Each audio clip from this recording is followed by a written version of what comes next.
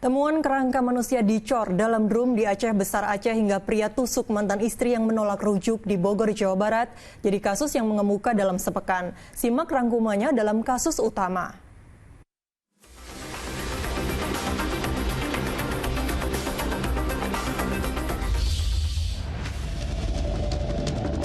Seorang pria di Caringin, Bogor menganiaya istri yang sudah ditalaknya dengan senjata tajam. Peristiwa berdarah terjadi ketika pelaku datangi rumah korban untuk mengajak rujuk, namun ditolak oleh orang tua korban. Hal tersebut membuatnya mengamuk, lantas menikam korban yang sedang tidur hingga mengalami luka di bagian punggung dan tangan. Pihak keluarga dibantu warga berhasil mengamankan pelaku untuk diserahkan ke polisi. Pria 27 tahun itu terancam hukuman 20 tahun penjara.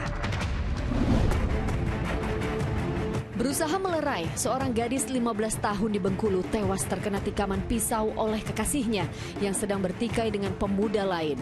Perkelahian berujung maut itu ternyata dipicu saling ejek di sebuah warung. Usai kejadian, pacar korban sempat melarikan diri. Lelaki 19 tahun itu pun akhirnya diserahkan pihak keluarga ke polisi untuk mempertanggungjawabkan perbuatannya. Selain menewaskan sang kekasih, tersangka juga melukai pemuda berinisial RE yang kini dirawat di rumah sakit. Atas perbuatannya, tersangka terancam pidana 15 tahun penjara.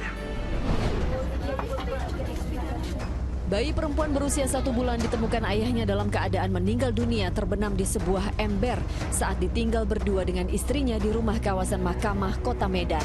Saat ditanya, ibu muda berusia 26 tahun itu mengaku lupa mengangkat sang anak usai dimandikan. Ia pun ditetapkan sebagai tersangka atas dugaan unsur kesengajaan. Meski demikian, wanita berinisial RY itu tetap dirujuk ke rumah sakit jiwa lantaran diduga mengidap depresi pasca melahirkan. Temuan drum berisi kerangka manusia dicor di Sungai Jurong Iboh, Aceh Besar Aceh turut menjadi sorotan.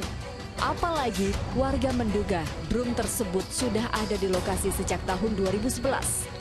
Petugas tidak menemukan identitas korban, namun terdapat kaos berwarna kuning dengan tulisan angka 13 dan celana bahan kain. Guna mengungkap penyebab kematian, tulang belulang manusia tersebut dibawa ke rumah sakit untuk diautopsi.